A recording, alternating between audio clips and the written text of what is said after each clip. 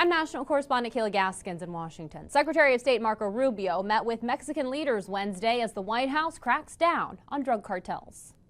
The Trump administration waging an all-out war on drug cartels. We have to protect our country, and we're going to. Tuesday morning, the U.S. military striking a boat suspected of carrying illegal drugs across the Caribbean. President Trump touting the action from the Oval Office. You see the bags of drugs all over the boat, and they were hit. Obviously, they won't be doing it again, and I think a lot of other people won't be doing it again when they watch that tape. The operation killed 11 individuals the White House labeled as terrorists who allegedly belonged to the gang Tren de Aragua. The vessel had departed from Venezuela and was reportedly headed for the U.S. We knew exactly who was in that boat. We knew exactly what they were doing, trying to poison our country with illicit drugs. President Trump is willing to go on offense in ways that others have not been. Secretary of State Marco Rubio saying this is just the beginning of a war on drug cartels. The President of the United States is going to wage war on narco-terrorist organizations.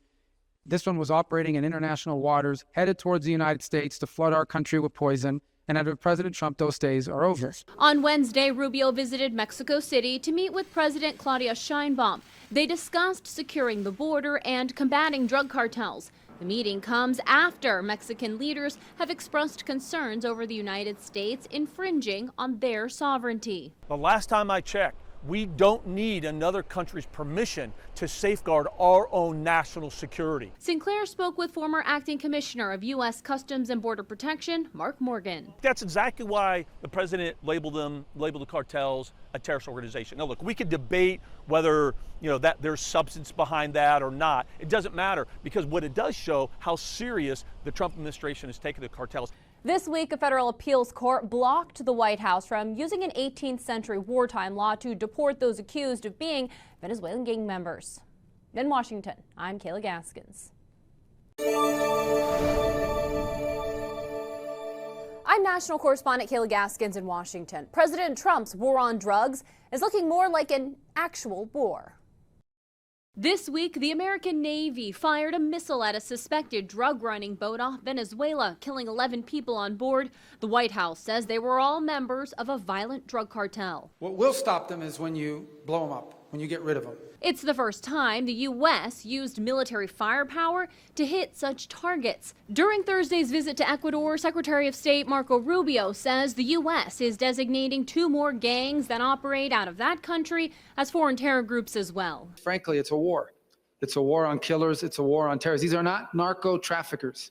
These are narco terrorists who terrorize the countries they operate in. The administration's reclassification of cartels as terrorists broadens military authority to kill the suspected traffickers before their fentanyl, cocaine, and other dangerous substances reach the U.S. To make sure that we don't have more children dying of fentanyl, more power to them. And if it takes the president going and showing a standard of force in those regions that are supporting of it, I'm fine with that too. Some on Capitol Hill, though, expressing concerns, including Republican Senator Rand Paul. You might ask the question, where does it end? Are we the world's policemen, the international policemen? Rubio said the drugs aboard the vessel were likely on their way to Trinidad or elsewhere in the Caribbean. Trinidad and Tobago's prime minister praised the strike, saying the pain and suffering the cartels have inflicted on our nation is immense. I have no sympathy for traffickers. The U.S. military should kill them all violently. Barbados's leader has reportedly asked Rubio for advance notice of future strikes, warning that unilateral actions could have serious